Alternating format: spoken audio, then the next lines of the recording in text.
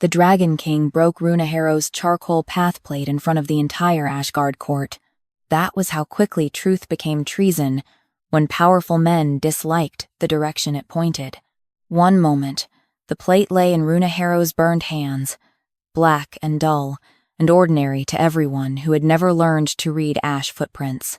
The next, Dragon King Edran Sol's gauntleted hand came down over it with enough force to split the rim, crush the center, and scatter charcoal dust across the white stone floor. A few courtiers gasped. Most looked relieved. Captain Maelor Ven did not move at all. That was the first thing Runa noticed, through the ringing silence. Not the pain in her palms from where the plate's edge had cut her skin.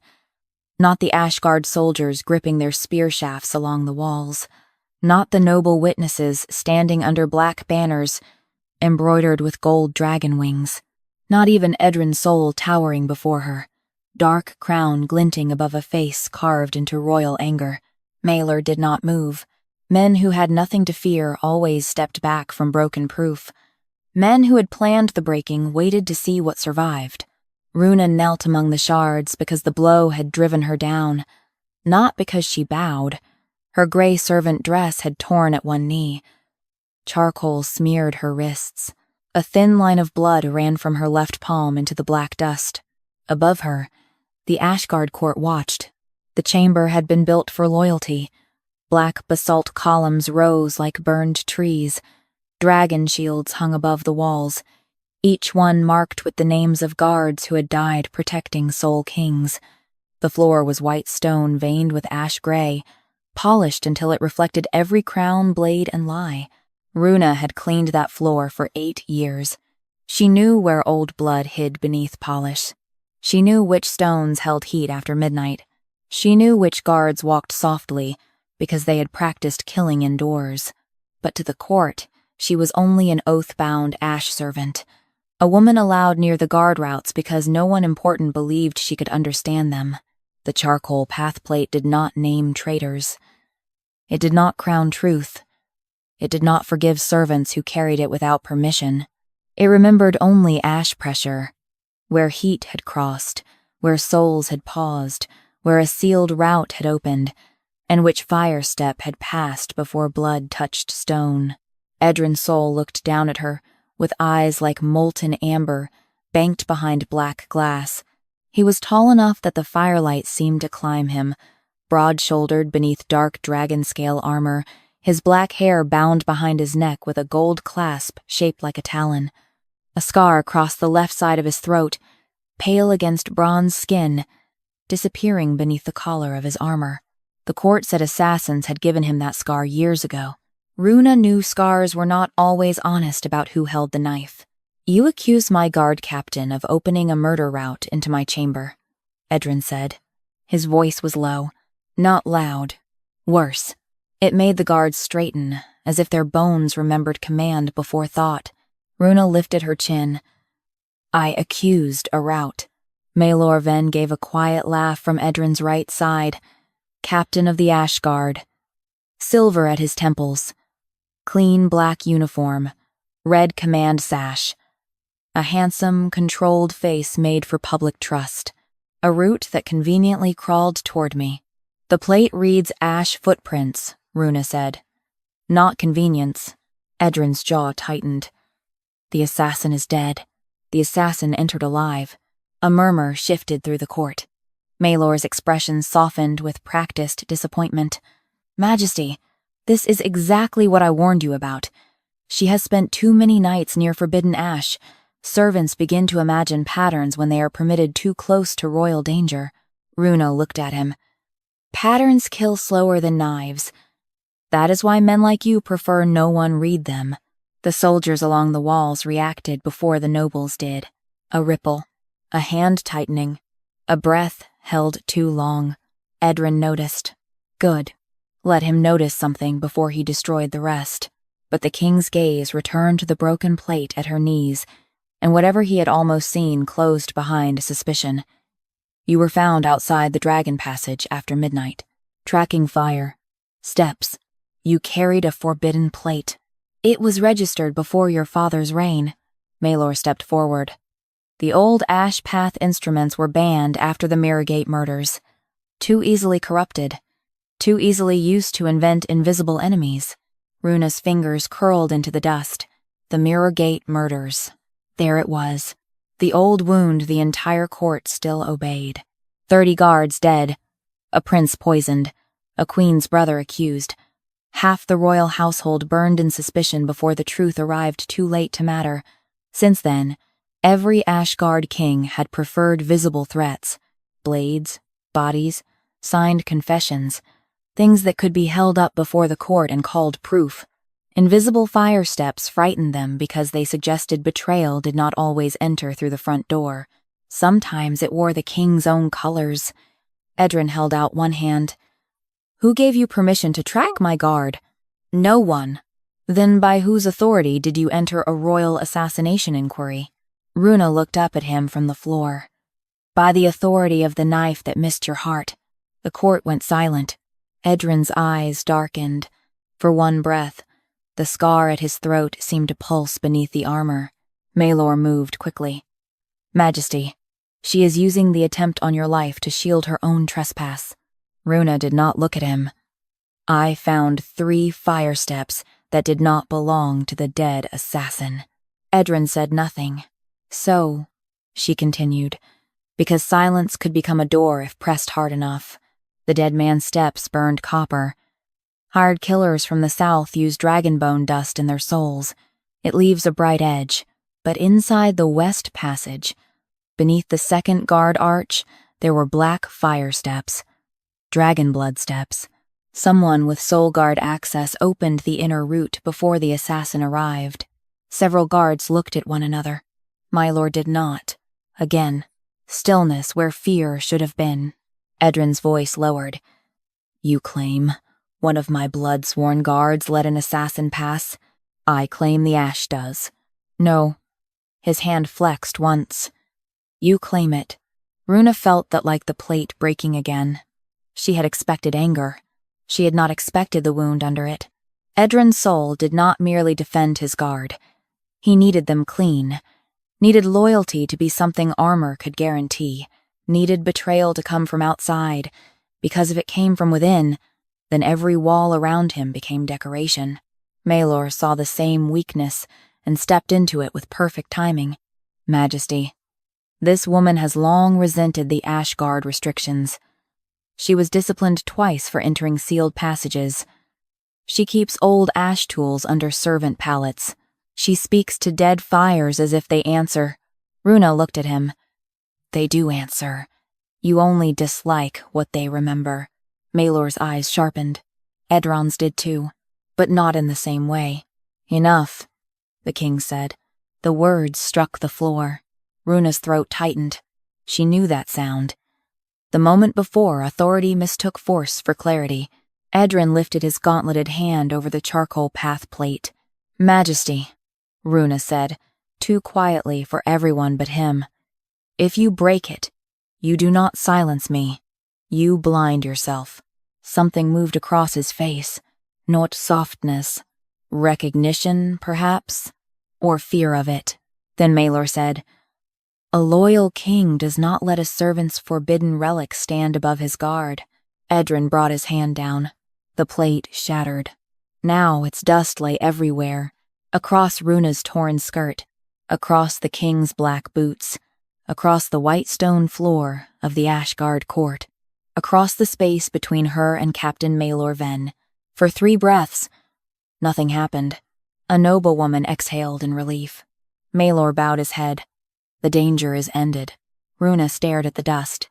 "No," she whispered. The blood from her palm reached the largest shard. The charcoal darkened. Notvet, awake. A thin black ember moved through the dust, like a vein opening under skin. Then another. Then another. The court began to murmur. Edran looked down.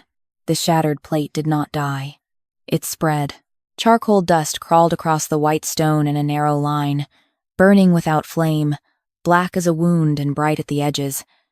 It passed the king's boots, curved around the first guard post, split at the west passage mark, joined again near the second arch.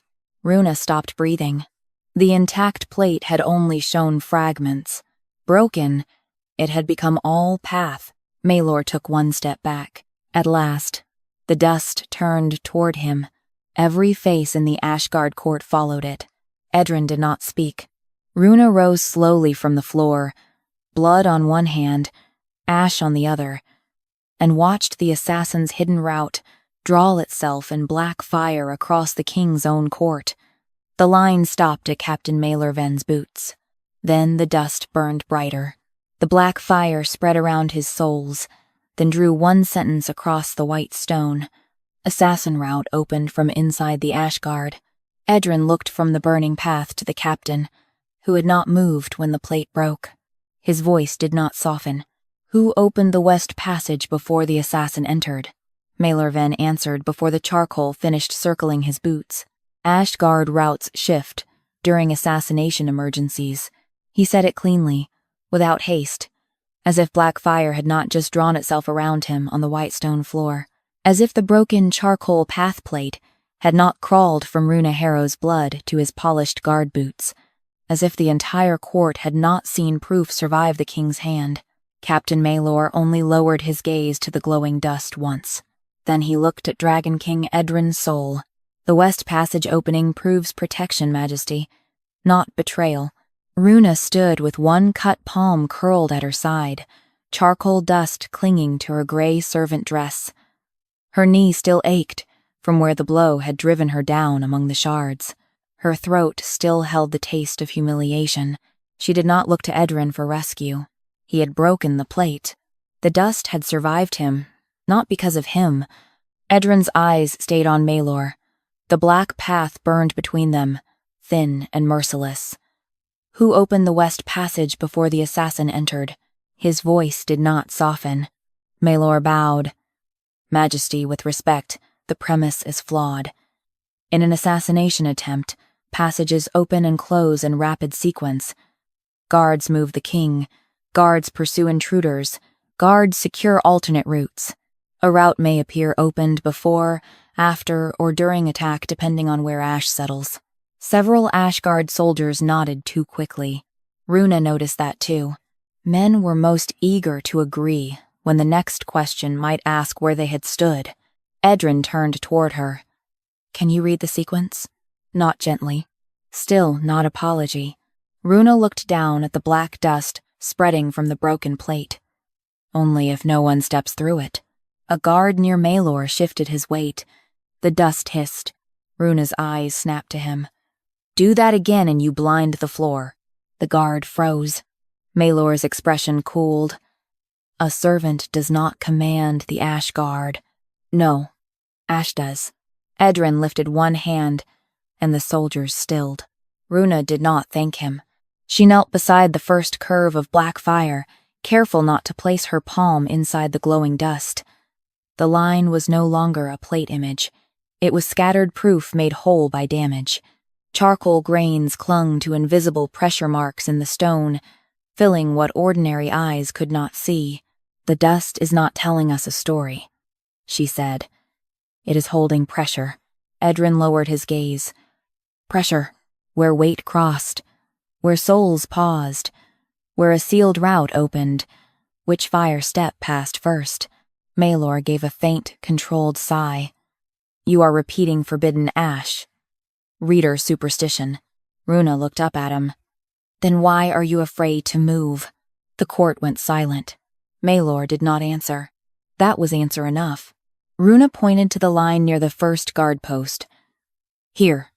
Copper assassin print. The dust brightened at the edge, a thin metallic glow threading through the black. The dead assassin wore southern dragon bone dust in his soles. It burns copper in charcoal. Edran crouched opposite her, not close enough to touch. His armor cast a dark reflection across the white stone. And the black print? Runa kept her eyes on the floor. Dragon, Bloodguard step. A ripple passed through the Ashgard. Maelor said, Many guards have dragon blood trace. This is the Ashgard court. Yes, Runa said, which is why weight matters. She pointed beside the copper print. The assassin's step is narrow, fast. He moved on the outside edge of his foot, a man trying not to sound heavy. But this black print is full weight. Heel set, ball pressed, toe turned inward. Edran's jaw tightened. A guard waiting, a guard holding a sealed passage open. Maelor stepped no closer. Or a guard bracing after the alarm. Runa shook her head. No alarm had reached this arch. You cannot know that. I can read the west passage seal. The black path split near the second arch, curling around a faint ring burned into the floor. To the court, it looked like a smudge. To Runa, it was a door's memory. She leaned closer. The west passage seal opens with heat pressure. When closed, it leaves a flat ash ring. When opened, it breaks at the hinge side first. Edran looked where she pointed. A dark gap appeared at the edge of the ring, narrow as a cut. Runa continued. The seal broke before the copper print crossed it. Maelor answered at once. Emergency route readiness is standard when king movement is threatened. Runa looked at him. Emergency routes open after danger is known. This one opened before the knife arrived. The words struck the court harder than a shout. Edran looked from Runa to the dust. Show me the order. She drew one burned finger through the air, not touching the floor. Black dragon. Blood print stands here. Full weight. Waiting. The west passage seal breaks here. Hinge side first. Then the copper assassin print crosses after it. The assassin did not force the route. He followed, one already opened. Maelor's mouth tightened. The assassin could have carried heat powder to mimic guard access. No. Runa pointed to the copper trail. He carried southern dust, copper edge. That never touched the seal before it opened. Edran's face remained hard, but the scar at his throat pulsed once. Runa saw it. She ignored it. His wound did not excuse his blindness. The dust crept another inch along the white stone, not forming words, only brightening the points she had named. Ash pressure. West passage seal. Guard step weight. Copper assassin print. Black dragon blood print. The plate did not solve the accusation for her. It gave her the dead floor. She gave it order. Maelor turned to the court. Majesty. She is choosing which marks matter. A shattered plate, servant blood, panic ash, and a dead assassin's trail are not enough to condemn a captain of the Ash Guard. Runa rose slowly. No one condemned you. She looked at the black fire around his boots. The route did. Edran stood too. The shadows from his armor stretched over the burning path. The west passage opened before the assassin's copper steps reached the second arch. Maelor bowed lower. It opened under emergency readiness. Runa's voice stayed steady. Before the knife arrived, the charcoal dust flared. This time, it moved past Maelor's boots and ran backward along the path, over the broken seal, over the waiting guard print, over the copper assassin mark, drawing the sequence in black fire across the floor. Then the white stone burned with one clear line. West passage opened before the assassin entered. Edran looked from the opened seal to the full-weight black print waiting beside it. His voice did not soften. Whose dragon? Blood step held the passage open. Maelor Ven looked at the black guard print as if every ash guard boot in the court could have made it. That was the shape of his defense before he spoke. Spread the gilt wide enough, and no blade looked held by one hand. The full-weight black print burned beside the west passage seal, charcoal dust clinging to the invisible pressure of a boot that had waited where no loyal guard should have paused. The copper assassin trail crossed after it, thin and quick, bright at the edge like a knife passing through candlelight. Dragon King Edran Sol stood over both marks, with his jaw set hard. Whose dragon blood step held the passage open. His voice did not soften. Maelor bowed, hands folded behind his back.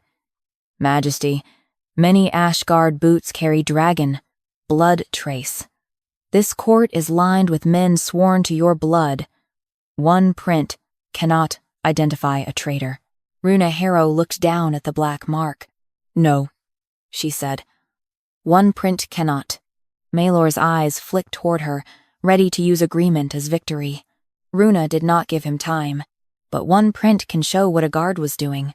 The court went still again. Runa stepped closer to the dust, but kept her feet outside the path. She could feel every stare on her back, the nobles waiting for her to overreach, the guards hoping she would fail. Edran watching as if he could force truth to behave by sheer command. She did not soften toward him. He had asked the correct question only after breaking the proof. "The dust is holding the pause," she said. Edran looked at the print. "Show me." Not gently, still not apology. Runa lowered herself beside the black mark. A moving step leaves drag. A turning step leaves scatter.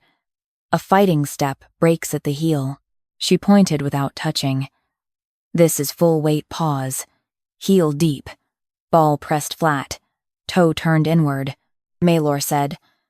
A guard waiting under command. Runa looked up at him. A stationed guard faces the threat. This one faced the door. He opened. A low sound passed through the Ashguard court. Even soldiers understood doors. Runa pointed again. The heel pressure sits toward the west passage, not the court. His back was to the hall. His weight was braced toward the seal. He was not watching for an assassin. He was holding heat on the door. Edran's eyes narrowed. Heat opens the seal. Yes, but not ordinary heat. She indicated the faint black rim around the boot mark. Command iron edge. Maelor's expression did not change, which meant he understood too quickly. Edran noticed. "What is command iron?" the king asked. "Guard captains and watch leaders wear command iron in their boot rims during inner route duty," Runa said. "It lets sealed passages recognize rank pressure without a hand key. Ordinary Ashguard boots carry dragon, blood trace. Command boots leave an iron edge," Maelor answered smoothly. "Watch leaders use command iron throughout the palace. That still proves nothing beyond proper readiness." Runa turned toward the guards along the wall. "Then bring the watch roster." Maelor's head moved a fraction. "The roster is a command document. It is a movement document," Runa said. "And a man nearly died because movement lied." Edran did not look away from Maelor. "Bring it." A young guard detached himself from the west wall and returned with a narrow black slate framed in dull iron. Names, posts, bell times, guard rotations, and inner route permissions were scratched into its surface with pale ash chalk. It was not courtly. It was ugly, practical, and handled by men who thought their own records too plain to betray them. Maelor reached for it. Edran took it first.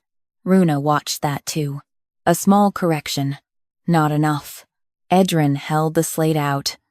"Read." Runa kept her distance from his hand. "West Passage Watch. Second Arch. Who stood there before the alarm?" Maelor said. "The alarm changed all positions." "Before," Runa said. Edran's gaze dropped to the slate. "Before alarm.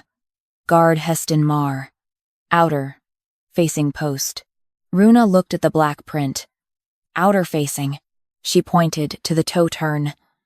"This print faces inward," Maelor said. "A man can turn when startled. A startled turn scatters ash." Runa pointed to the clean toe pressure. "This settled." He waited.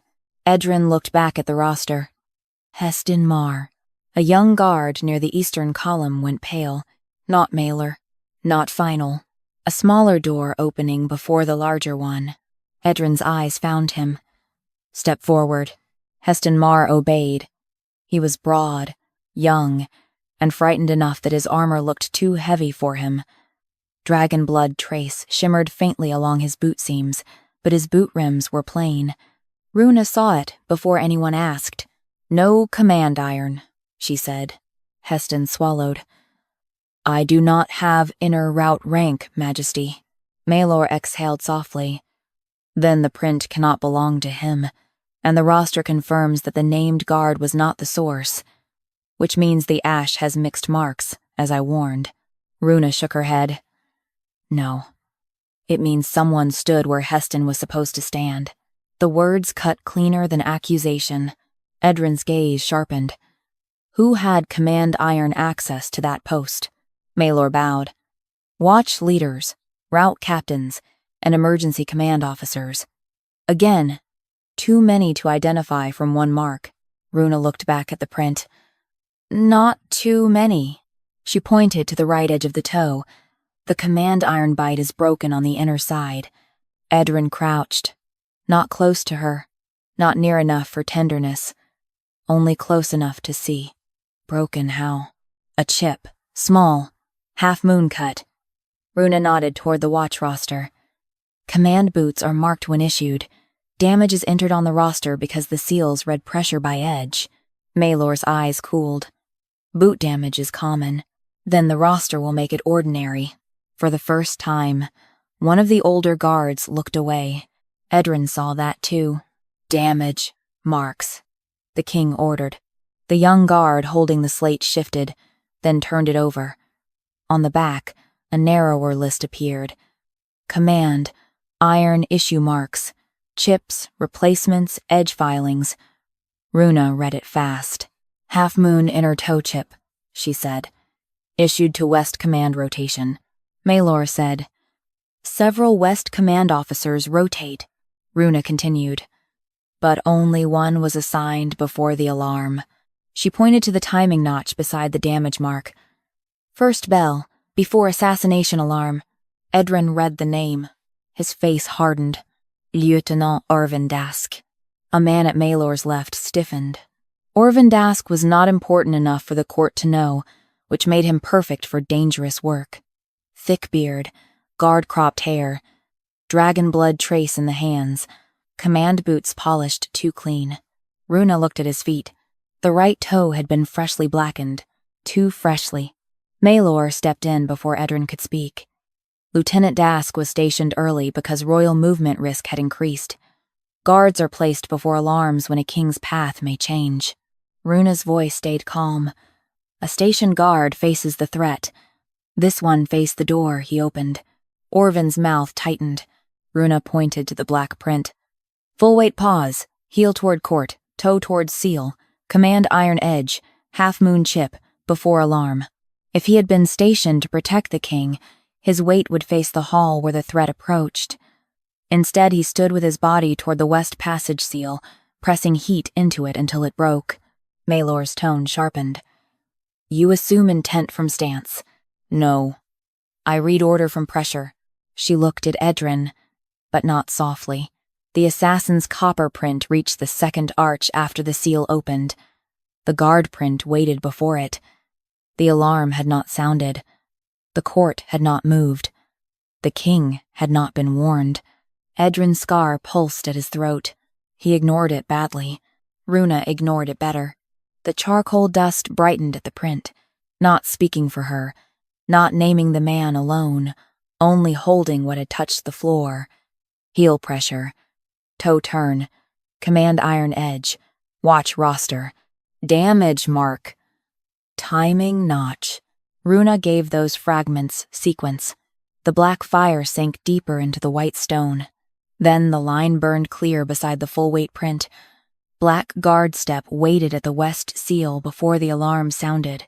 Edran looked from Orvin Dask's freshly blackened boot to the watch roster in his hand. His voice did not soften. Who assigned him to the west seal before there was an alarm? Orvin Dask looked at Captain Maelor Ven before he looked at his king. It lasted less than a breath. Long enough. Runa Harrow saw it, because men who served fear always looked toward the hand that held it before, remembering the crown above them.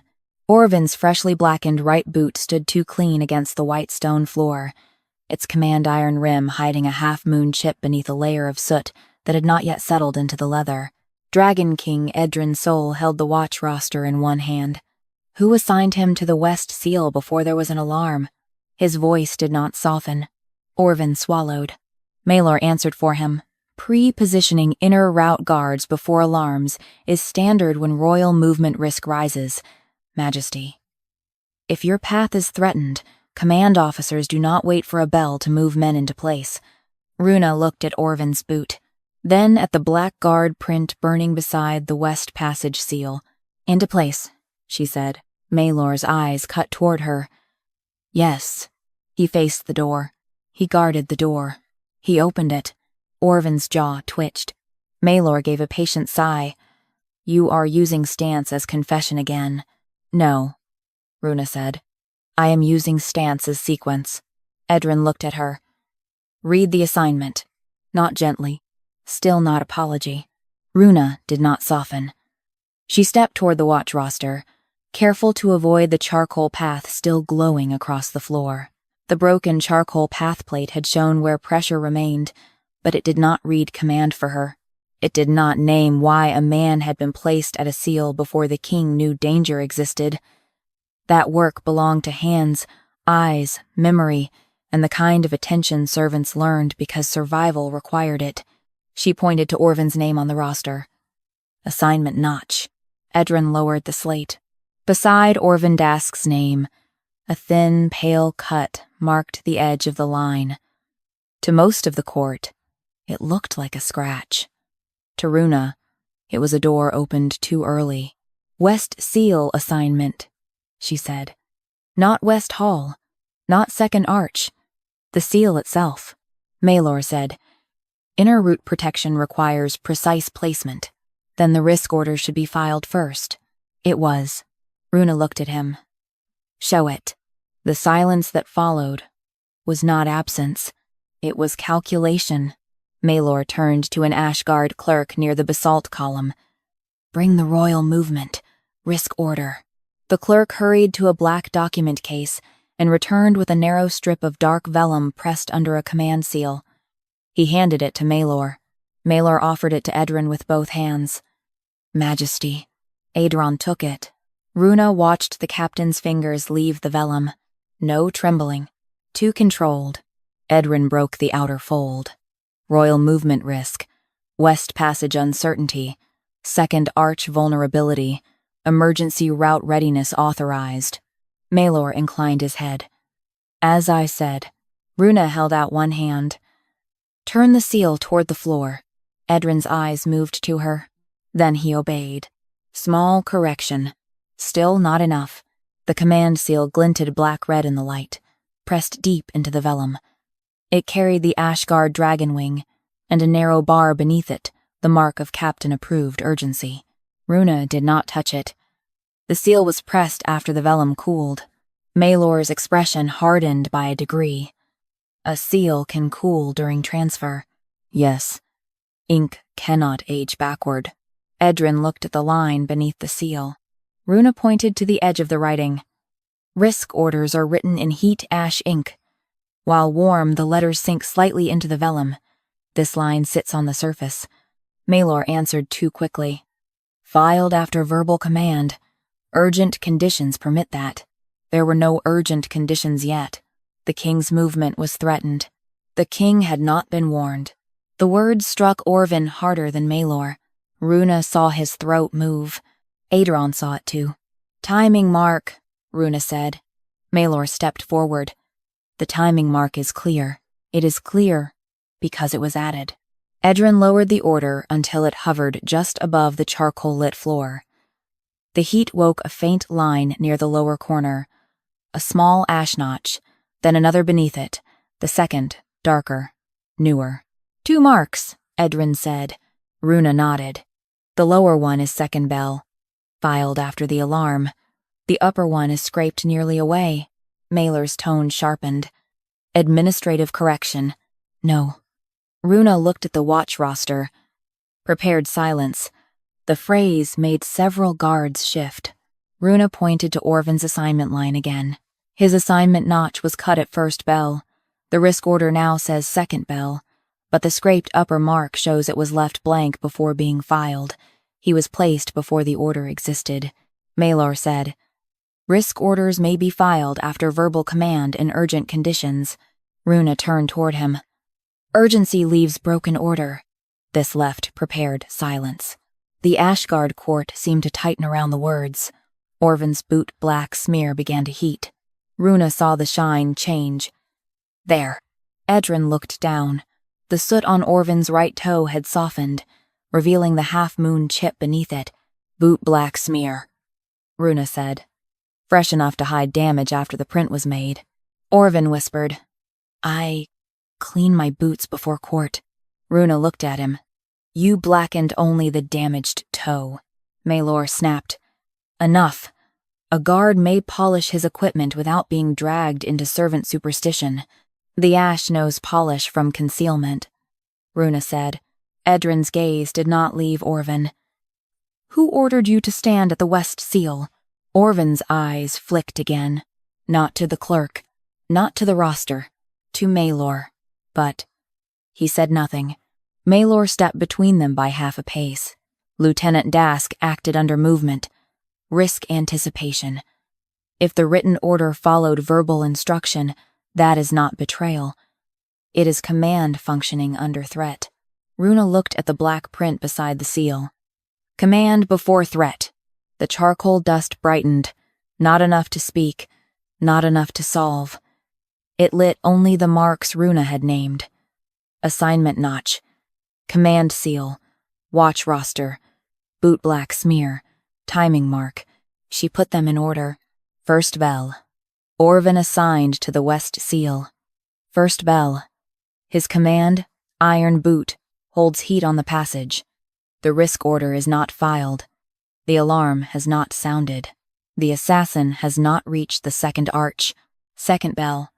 The order is filed after the route is already open.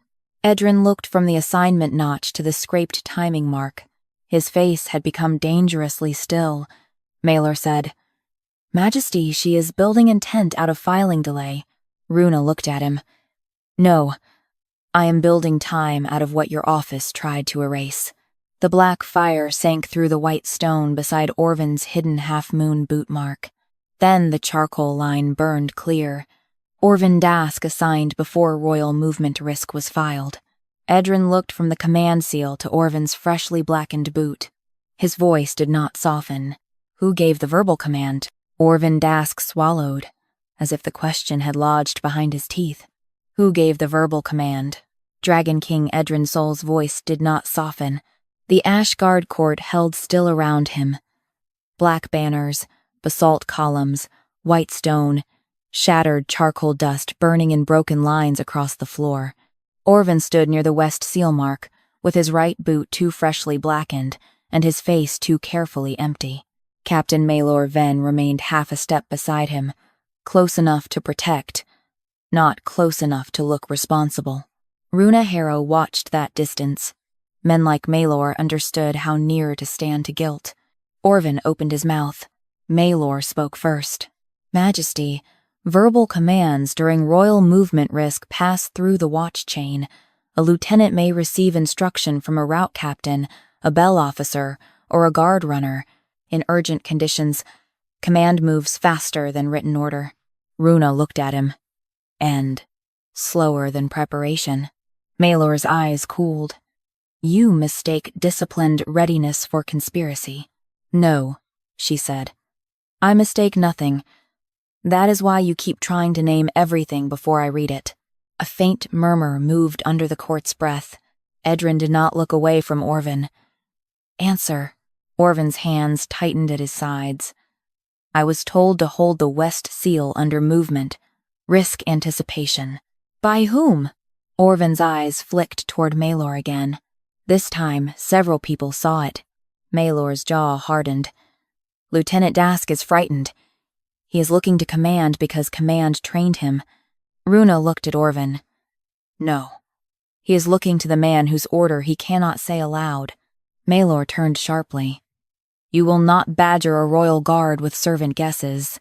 Runa stepped toward the charcoal line. "Then give me something better than fear." Edran's gaze moved to her. "Can Ash read a spoken order?" Not gently. Still not apology. "No," Runa said. "Ash cannot hear." Maelor almost smiled. Runa continued. "But men obeying spoken orders still touch doors, floors, seals, straps, and blades. A voice leaves no print. Obedience does." The smile died before it formed. Runa crouched beside Orvin's command iron mark. The charcoal dust glowed faintly at the half-moon chip, then dimmed, waiting. The broken plate was no longer enough by itself. It had given them the floor, the pause, the timing, the West seal. The next proof would have to come from the man who had been placed there. "Show your left glove," she said. Orvin stiffened. Maelor said, "His gloves are not relevant." Runa looked up. "Then he should not mind." Edran's voice cut through the argument. "Show it." Orvin removed his left glove. His palm was broad, calloused, and marked with a faint black crescent near the thumb. Runa did not touch him. "Seal soot," Orvin said. "I checked the west passage." "No, you warmed it." Maelor gave a controlled breath. "All guards assigned to sealed passages test heat response. After assignment," Runa said. "Not before the order exists." She pointed to Orvin's thumb mark. "This is hinge soot. It gathers when a guard presses the side latch, not when he stands watch."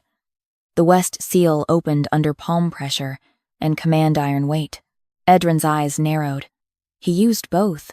Yes, boot to hold heat, palm to wake the hinge. Orvin's face lost color. Maelor stepped in. "That still does not name who spoke to him." "No," Runa said. "But it tells us what he did after the command." She looked to the watch roster still in Edran's hand. "There should be a runner notch." Maelor's expression sharpened. "Runner notches are informal. Useful things often are." Edran turned the roster. Runa pointed to a small diagonal scratch between first bell and second bell. "There. A route runner crossed the West Watch after Orvin was assigned and before the risk order was filed." Maelor said, "Runners cross constantly during court security, not with command ash." She looked toward the ash guard standing along the walls. "Route runners dust their message fingers, so captains know whether a command has been touched by open court or inner guard. Court ash is gray. Inner guard ash is black. Captain's ash carries red iron." Edran looked at the notch. "Red iron." Runa nodded. "The runner who reached Orvin carried captain's ash," Maelor said. "Captain's ash is used by my entire office." Runa stood. "Then bring the runner." A silence spread wider than before. Not because a runner mattered, because everyone knew runners were designed not to matter. Young men. Quick feet. No authority. Perfect hands for carrying orders powerful men wanted to disown. Edran looked to the wall captain. "Who ran west route between first and second bell?" A boy no older than 18 stepped forward from the second column. His face was narrow, his throat working hard. "Tavern Pell, Majesty." Runa looked at his hands. The nails were scrubbed raw. Too raw. "Show your message fingers," she said. Maelor's voice turned cold. "This is becoming theater." "No," Runa said. "Theater is what courts do when truth arrives dirty." Edran looked at Tavern. "Show them." The boy lifted his right hand. His first 2 fingers were reddened from harsh cleaning, but black dust remained under the cuticles. At the side of his thumb, a small red glint caught the firelight. Runa stepped closer. "Captain's ash," Tavern whispered. "I carry many orders." "Not this one." She pointed to the black dust under his second nail. "West seal soot. You touched Orvin's glove after he opened it." Tavern began to tremble. Maelor said, "Runners brush guards in corridors. It proves nothing." Runa's voice stayed even. "Then let him say what he carried." Edran's stare settled on Tavern. "Speak." The boy's eyes filled with terror. "I was told to say West seal hold. First bell. No bell alarm. No court horn." Maelor moved 1 fraction of a step. Runa saw it. So did Edran. "Who told you?" the king asked. Tavern looked at Maelor. Not for a breath. Not by accident. His whole body turned toward him. Then the boy dropped his gaze. "A command officer." Maelor's voice sharpened. "Which command officer?" Tavern flinched. "I did not see." Runa looked at his sleeve. You did. The court went still. She pointed to the cuff near his wrist. There is red iron ash on the outside of your sleeve.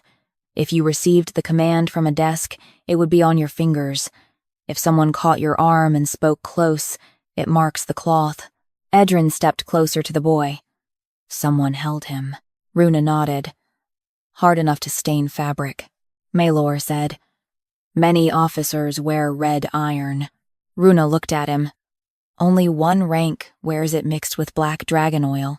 The words changed the room. Captain's command, sash oil. Maelor's sash shone black-red under the torchlight. He did not look down. That was another answer, but not enough. Not yet.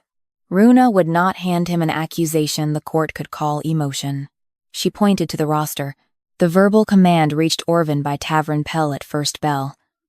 Orvin opened the west seal before the written risk order. The runner carried Captain's ash on his fingers, west seal soot under his nails, and black dragon oil on his sleeve, from the officer who stopped him. Maelor's voice went soft with danger. You still have not named that officer. Runa looked at the charcoal dust. It had brightened at each mark only after she read them. Orvin's hinge soot, the runner notch, Tavern's cleaned fingers, west seal soot, red iron ash, black dragon oil. The broken plate did not speak first. It waited. Runa gave the dead floor order. The black fire sank into the white stone and burned the sequence beside the watch roster. Verbal West Seal command carried before written risk order existed. Edran looked from Tavern Pell's stained sleeve to Maelor's black-red command sash. His voice did not soften. Which command officer touched the runner before he reached Orvin? Tavern Pell stopped breathing when Edran asked the question. Not because he did not know, because he knew the answer had rank. Which command officer touched the runner before he reached Orvin? Dragon King Edran Sol held the watch roster in one hand, the red-black shine of Maelor Ven's command sash burning in the corner of his sight. The black fire on the white stone floor still marked the path from the broken charcoal plate. West Seal, waiting guard, copper assassin, hidden command, carried voice. Runa Harrow stood beside the charcoal line with blood dried across one palm. She did not look at Edran. Not yet. His questions had become useful, but usefulness was not forgiveness. Captain Maelor Ven folded his hands behind his back. Majesty. Command officers move constantly during palace threat response. A runner may brush against a sash, a glove, a shoulder, even a command rail. Red iron ash transfers easily. Runa looked at Tavern's sleeve. Not like that. Maelor's expression cooled. You are reading cloth now? I am reading pressure. The boy's sleeve trembled where his arm shook. The stain on the outside cuff was small, black-red and uneven, pressed deep into the weave near the wrist. If he had merely brushed past an officer, the ash would have dragged sideways. This mark had sunk in. Someone had gripped him. Someone had stopped him long enough to give a command no written order could yet defend. Edran's eyes went to Tavern. Hold out your arm. Tavern obeyed. Runa stepped closer, but not close enough to comfort him. Comfort would make the court call him weak. She gave him something cleaner. Attention. Turn your wrist inward, she said. He did. The stain changed shape under the torchlight. Runa pointed. 3 pressure points. Thumb above, 2 fingers below. Whoever stopped him held him from the left side, Maelor said. Many officers are left-handed. No. Many officers touch. Fewer command. Edran's gaze sharpened. How do you know command? Runa indicated the darker line at the edge of the stain. Sash oil. Not armor oil. Not glove oil. Command sash oil is mixed with black dragon resin, so it does not burn when a captain stands near dragonfire. Maelor's mouth tightened. Captains are not the only men permitted near dragonfire. No, Runa said. But captains are the only ones who wear resin over red iron ash. Several guards looked at Maelor's sash before they could stop themselves. Maelor noticed. So did Edran. The king's scar pulsed at his throat. Runa ignored it. His old wound had made him trust the wrong shield. That did not make her responsible for softening the lesson. Maelor bowed his head. "Majesty, my sash brushes many men in this court. A stain is not a command. Then the runner's path will say where he received it," Runa said. Maelor's eyes narrowed. "The runner already gave his path." "No. He gave what fear allowed." She turned to Tavrin. "Where were you when the command officer caught your sleeve?" Tavrin's lips moved without sound. Maelor spoke first. "He said he did not see." Runa looked at the boy. "I did not ask whom. I asked where." Tavrin closed his eyes. "North Service Bend." A murmur passed through the servants near the far wall. Runa turned toward the floor. The North Service Bend did not belong to Royal Movement Risk. It belonged to coal carriers, ash sweepers, message boys, and kitchen guards. It ran behind the Ash Guard Court and met the West Passage only through a narrow command corridor that ordinary runners were not supposed to use. Edran looked to Maelor. Why would a route runner be in the North Service Bend during an assassination response? Maelor answered smoothly. To avoid crowding the main guard hall. Runa said, "Before the alarm?" The court went quiet. Maelor's jaw hardened. Runa crouched beside a thinner dust line that had branched away from the main charcoal path. The broken plate's dust had not gone there fully. Not yet. It had only gathered in small black flecks near the edge of the white stone, waiting for someone who knew the servants' routes to notice. "There," she said. Edran looked down. "Another print?" Runner grit. Tavrin's face pale. Runa pointed to a scatter of dull ash, smaller than the assassin's copper print, lighter than the guard's dragon blood mark. Message runners dust their sandals with gray court ash so they do not slip on polished stone. Tavrin crossed here, before reaching Orvin. Maelor said, "That proves he ran." "No," Runa said. "It proves which bend he came from." She pointed again. Court ash mixed with coal dust, North Service Bend, then black resin pressed into his sleeve, then West Seal soot under his nails. That is the order. Edran's eyes lowered to the floor, following what she had named. Runa continued. If Tavrin had been sent from open court, his sandals would carry white ash from the main hall. If he had come from the guardrail, he would carry iron dust, but coal dust means he came through the North Service Bend. Maelor said, "The North Service Bend is still within guard authority, not for West Seal commands." Edran turned toward the wall captain. "Who held the North Service Bend before the alarm?" The wall captain hesitated. Runa looked at him. "Do not step into his lie," she said quietly. "Ash remembers weight better than rank remembers favors." The captain swallowed. "No official hold, Majesty." Maelor's voice became dangerous. "Captain Yoren, be precise." Yoren stiffened. No official hold was filed. Runa heard the difference. So did Edran. "Filed," the king said. Runa rose. "Someone used the bend without filing a hold." Maelor said, "Urgent movement often precedes formal hold." Runa looked at him. Again, urgency after no danger. Tavrin's hand shook harder. Runa saw another mark near his cuff, a thin crescent of black ash where a ring or clasp had pressed against fabric. "Hold still," she said. The boy did. Runa leaned closer. "Command clasp mark." Edran stepped nearer. "What clasp?" "Captain's sash clasp." She pointed to Maelor's chest, without looking at his face. "Dragon wing, with a broken lower feather." Maelor's hand moved, barely, toward the clasp on his sash. Runa saw that too. The lower feather of the black dragon wing clasp was chipped. Small, easy to miss. Pressed into Tavrin's cuff beside the resin stain, it had left the same broken curve. The court saw it slowly. Then, all at once, Maelor lowered his hand. "The boy could have brushed me earlier in the day." "No." Runa looked toward the dust. The resin was warm when it touched him. Sash resin warms only near dragon fire or under command flame. Edran's voice dropped. My assassination alarm had not sounded. No, Runa said, but someone had already lit command flame in the north service bend. The charcoal dust brightened then, not forming the conclusion alone, only waking the marks she had named. Tavern's runner grit, coal dust from the north bend, red iron ash, black resin stain, 3-finger pressure, broken clasp curve, west seal soot under his nails. The plate did not solve it. Runa put the route in order. Tavern left the north service bend before the alarm. He was stopped by a command officer wearing captain's sash resin. That officer gripped his sleeve and gave him the west seal command. Tavern reached Orvin. Orvin opened the passage. Then the assassin entered. Tavern bowed his head, shaking. Maelor's face remained calm, too calm.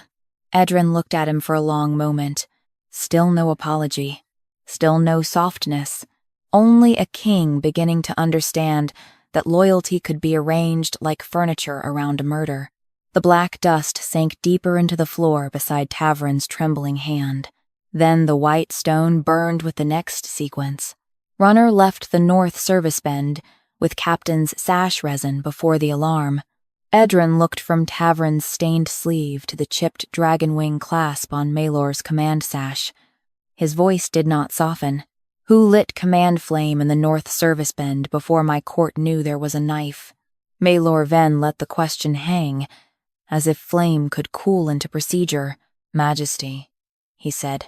Command flame may be lit anywhere inside the inner guard routes when royal movement is uncertain. A flame in the north service bend proves readiness, not betrayal. Runa Harrow looked at the black-red stain on Tavern Pell's sleeve. Readiness. Another clean word placed over a dirty door. The Ashguard court remained frozen around the broken charcoal path. The white stone floor carried too many truths now. The west passage opened before the assassin entered. The black guard step waited before the alarm. Orvin Dask was assigned before the risk order existed, and Tavern had left the north service bend with captain's sash resin on his cuff. Dragon King Edran Sol stood with the watch roster lowered at his side. Who lit command flame in the north service bend before my court knew there was a knife? His voice did not soften. Maelor bowed. Any command officer with authority over inner route readiness could have done so. Runa looked at him. Then name one. A faint shift moved through the guards. Maelor's eyes narrowed. I will not let a servant turn emergency fire protocol into a guessing ritual. No, Runa said. You prefer rituals that end before proof survives. Edran's gaze cut toward her. She did not meet it. He had begun asking better questions. That did not make his broken plate whole. Runa stepped toward the thin branch of charcoal dust, leading toward the north service bend. The path had not fully drawn there. The shattered plate had scattered too far, and the floor held too much overlapping movement. It did not solve the next answer for her. Good. Let the court see that truth required more than magic. Bring the command flame tray from the north bend, she said. Maelor answered at once. It will have been cleared after the attack. Then bring what was used to clear it. Edran looked to a guard. Do it. The guard returned with a shallow iron ash pan and a blackened scraping cloth. Both smelled of coal dust, dragon resin, and the bitter spark of command flame. Runa did not touch either. She pointed to the ash pan's rim. Captain's post flame burns hotter than root flame. It leaves red iron flakes at the edge. Maelor said, All command flames carry iron. Not this much. She nodded toward Tavern's sleeve. Same red iron. Same black resin. Same warmth pattern as the sash mark. Tavern looked down as if the stain had become a hand still gripping him. Edran's jaw tightened. Where does Captain's post flame come from? Runa answered before Maelor could smooth it. A private command post. Not a public route brazier. Maelor's voice hardened. Private posts are used to coordinate danger before panic spreads. Before danger exists? The words struck clean. Maelor turned to the king. Majesty, inner security depends on anticipation. If every private flame must wait for blood, then command has already failed. Runa looked at the ashpan. This one did not anticipate blood. It prepared silence. A guard near the west column lowered his eyes. Edran saw it. "Explain," he said. Not gently. Still not apology. Runa pointed to the scraping cloth. If the flame were lit during alarm, the cloth would carry mixed ash from the court-rush white floor, dust, boot soot, copper edge from the assassin. It does not. She pointed to the pan. Only coal dust from the north bend, red iron from a captain's post, black resin from a command sash, then to Tavern. And the same mark on the runner before he reached Orvin. Maelor said, "Circumstance. No, sequence." Runa drew the order in the air, above the floor, not touching the charcoal. Private command flame lit. Runner stopped. Sleeve marked. West Seal command carried. Orvin assigned. Passage opened. Assassin entered. Alarm sounded after. The court listened differently now. Not kindly, carefully. That was more dangerous for Maelor than kindness. Edran looked at the ashpan. Can it show which private post? Runa looked toward the north service arch. It can show which post shutter opened. Maelor's expression changed. Barely. Enough. Runa saw it.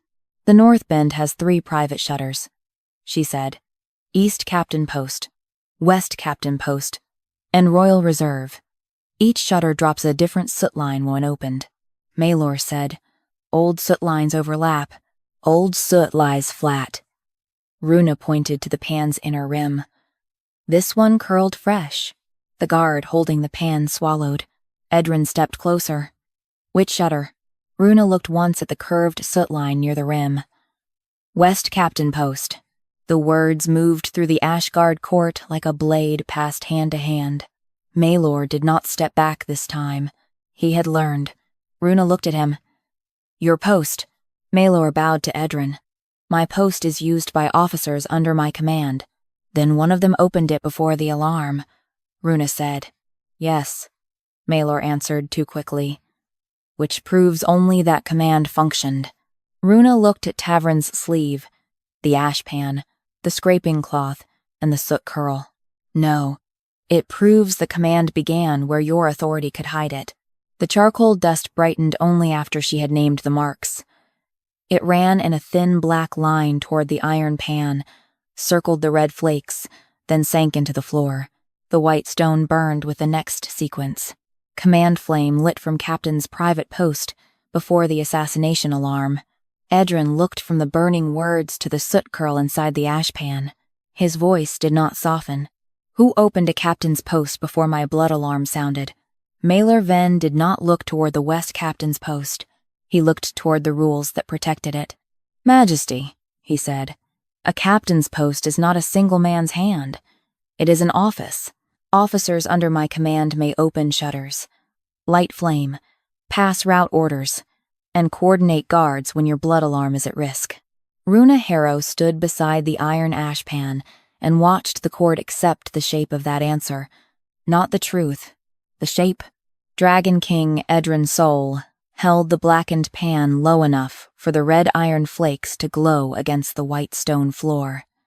The charcoal line from the broken plate had already burned the last sequence into the court. Command flame lit from Captain's private post before the assassination alarm. Edran's gaze stayed on Maelor. "Who opened a captain's post before my blood alarm sounded?" His voice did not soften. Maelor bowed. "Any authorized officer could have opened it under readiness discretion." Runa looked at him. "Then the shutter will show which kind of authority touched it." Maelor's mouth tightened. "Private shutters are not servant tools." "No," she said. "That is why they remember rank." Edran turned slightly. "Bring the West Captain's shutter plate." For the first time, the Ashguard moved slowly. A wall officer disappeared through the North Service arch and returned carrying a flat piece of black iron no longer than a forearm. It looked plain, ugly, harmless. One side was dark with soot. The other carried 3 shallow notches along the edge where command access pressed into metal. Runa had seen shutters like it only from below, while cleaning ash gutters after closed guard meetings. Servants were allowed to clear the soot of power, never to ask which hand had made it. The officer placed the shutter plate on the floor. Runa knelt. Not beside Edran. Beside the proof. She pointed to the first notch. Public captain access. Then the second. Route officer access. Then the third. Deeper and narrower. Personal captain seal, Maelor said. All three may be used during high threat. Runa looked up. But not all leave the same heat. Edran's eyes lowered to the shutter. Read it. Not gently. Still not apology. Runa did not soften toward him. The public notch burns wide. Route officer access leaves a split edge because the post admits multiple hands. This mark is narrow. She pointed to the third notch. Personal seal. A low murmur passed through the guards. Maelor answered at once.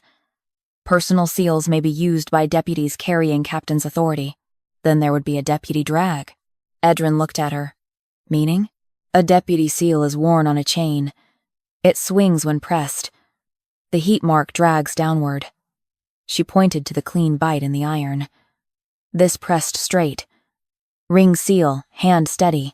Maelor's eyes hardened. A captain may open his own post without conspiracy.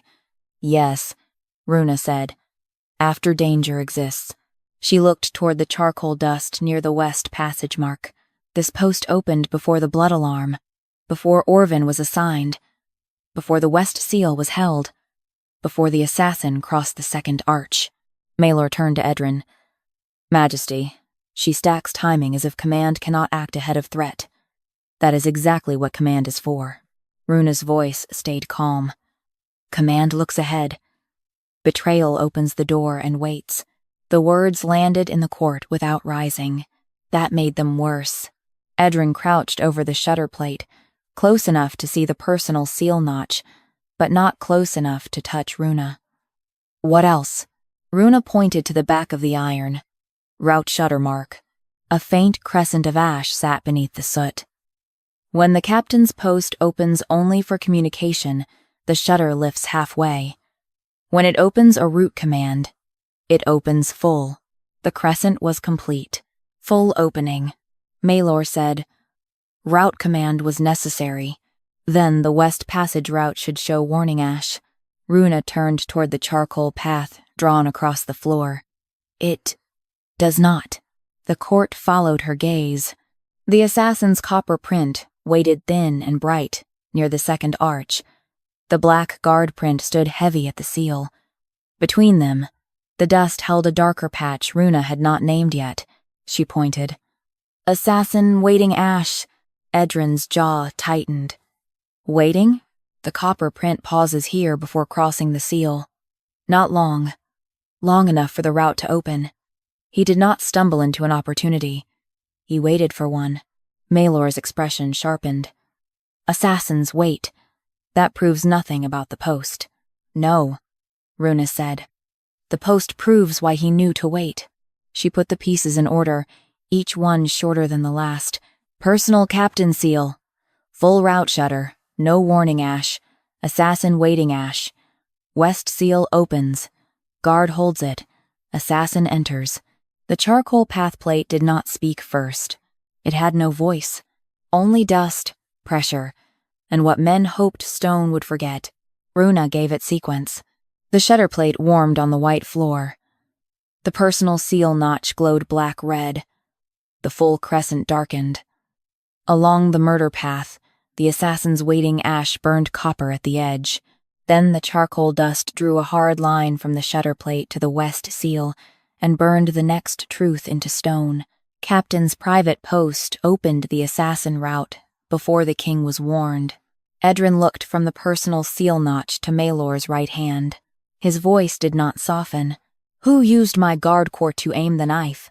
Maelor Ven finally looked at the knife. Not the real one. The one made of consequence. The white stone floor had burned his captain's post into the murder route, and every guard in the Ashgard court now understood what the court was trying not to say aloud. A private command flame had opened before the blood alarm. A runner had carried a West Seal order before written risk existed. Orvin Dask had held the passage before the assassin arrived. The assassin had waited because someone inside the guard court had made waiting useful.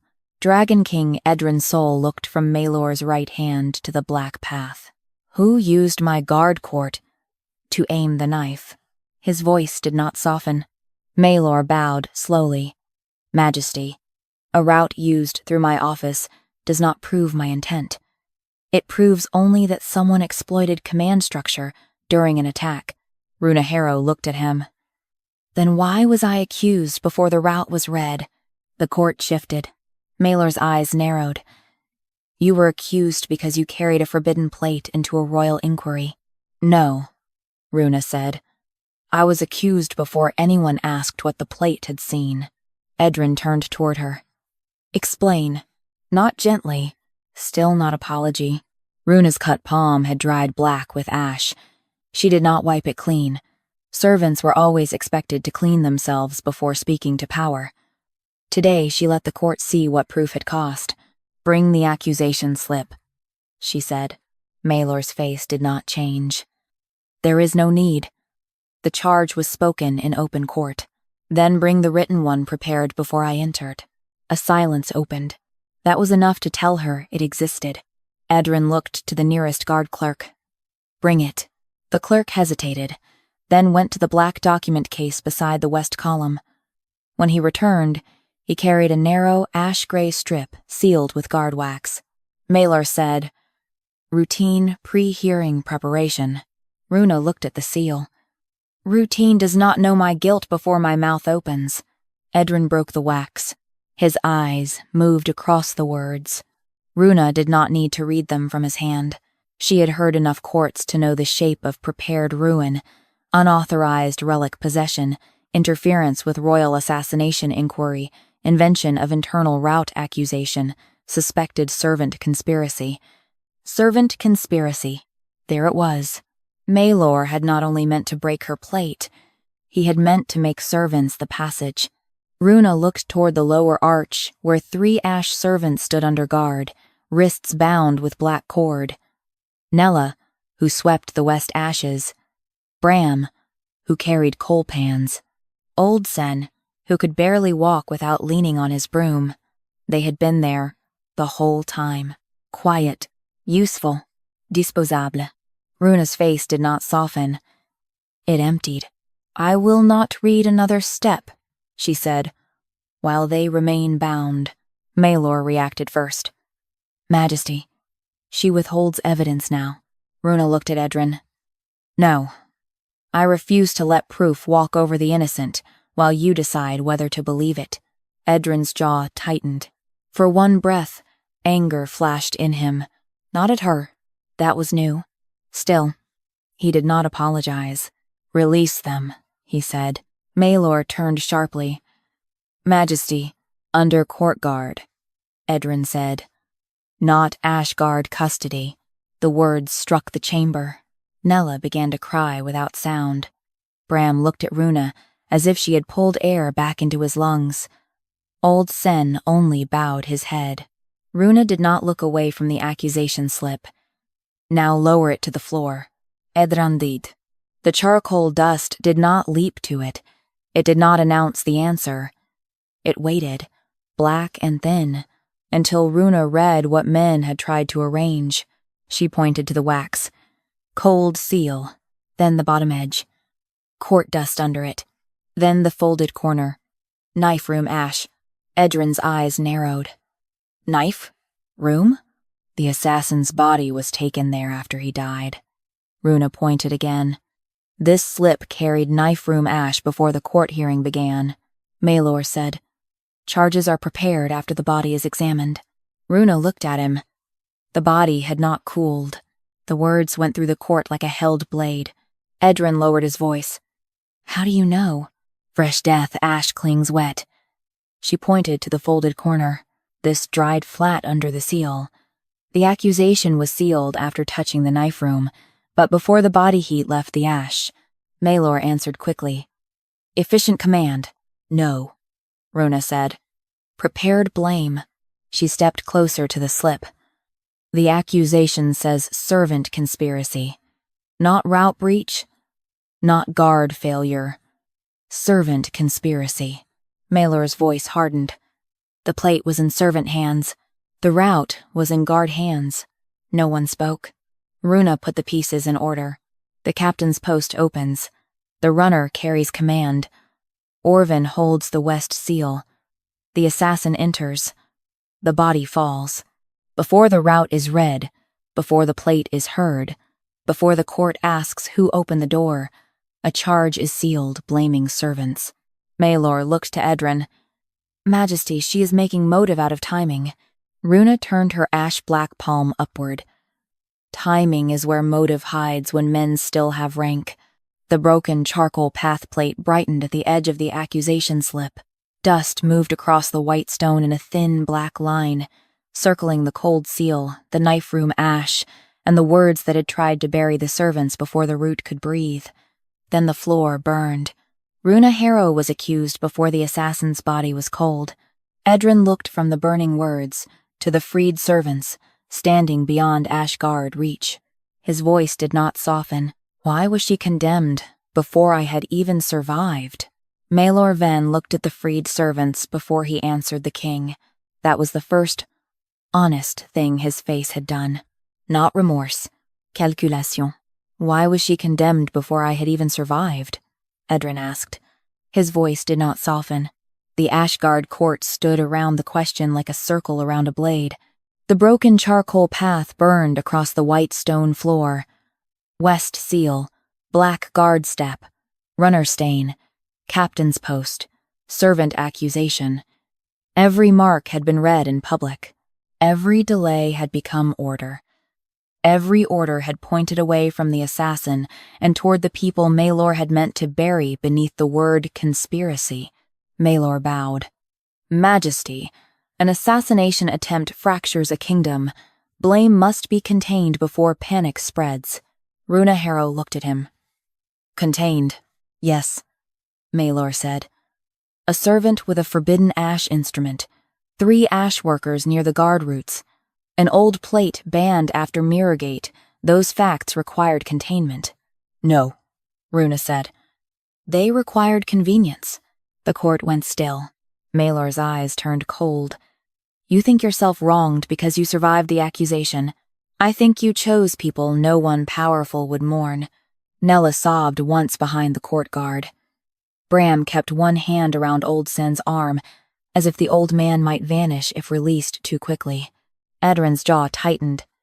You used servants to close the inquiry. Maelor turned to him.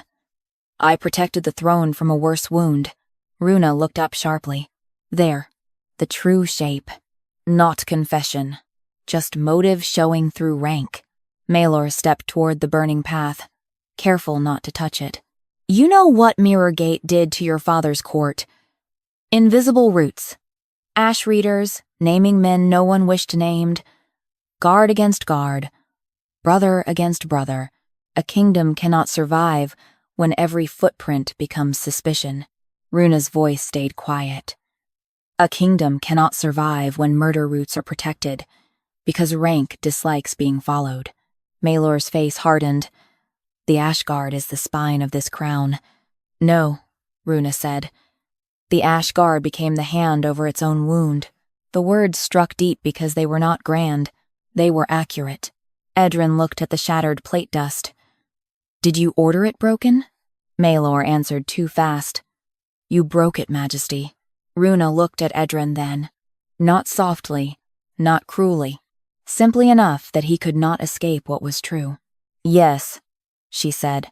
He chose your wound. You used your hand. Edran's face went still. The scar at his throat pulsed once beneath his armor. This time, he did not hide it. Maelor seized the silence. Majesty, I advised destruction of a forbidden instrument, because she had already shaped the court against your guard. Runa pointed to the accusation slip.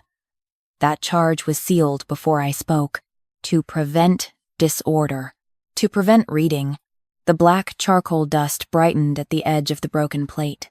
Runa did not let it move first. "Bring the break order," she said. Maelor's eyes flashed. Edran turned to the guard clerk. "Bring it." The clerk's hands shook as he opened the black document case again. This time he brought a thin strip of ash-dark paper folded without royal seal. "Only guard wax. Only captain pressure," Maelor said. "Preliminary safety note." Runa almost smiled. "Names become smaller when they are caught." Edran took the strip. His eyes moved once across the line, then stopped. Runa read his face before the paper. "It says the plate must be destroyed in court." The clerk looked down. Edran's hand tightened. "Before hearing." Runa stepped close enough to read the edge. "Before I entered." The Ashguard court seemed to shrink around the words. Maelor's voice cooled. "An illegal relic should not be allowed to perform in front of nobles." "The plate was not performing," Runa said. "It was surviving what you feared it would show." She pointed to the strip. "Cold guard wax. Captain pressure. No royal countersign. This was not your king's safety order. It was your prepared silence." Maelor turned to Edran. "Majesty, without my guard, every assassin in the realm will know your court can be shaken by Servant Ash." Edran looked at him for a long moment. "My court was shaken by a captain's door." No one breathed. Runa turned toward the black path. "The final route is still incomplete." Maelor's attention snapped to her. So did Edran's. Runa lifted her burned hand. "I will finish it only after Ashtrack law is restored and the Ashguard is removed from judging its own route." Maelor's face darkened. "You dare bargain with royal survival?" "No," Runa said. "I refuse to make proof kneel to the office that tried to kill it." Edran looked from her to the freed servants, then to the guards, whose armor had begun to feel less like loyalty and more like a locked door. When he spoke, his voice carried to every basalt column. "From this hour, assassination routes inside the Ashguard court will be read under Ashtrack law. No guard command may destroy, silence, or seize an Ashpath instrument during inquiry. No servant witness may be bound by the office accused in the rout. The Ashguard loses sole authority over assassination investigations." Maelor stepped forward. "Majesty," Edran turned on him. "Captain Maelor Ven is stripped of command." The red command sash at Maelor's chest tightened, as if the cord itself had pulled it. The black dragonwing clasp heated, cracked through the broken lower feather, and fell against the white stone. Runa did not watch him fall. She watched the path. Only now did she kneel beside the largest shard of the charcoal path plate. Her blood had dried into its edge. She pressed 2 fingers above the dust. "Not into it. Finish," she whispered.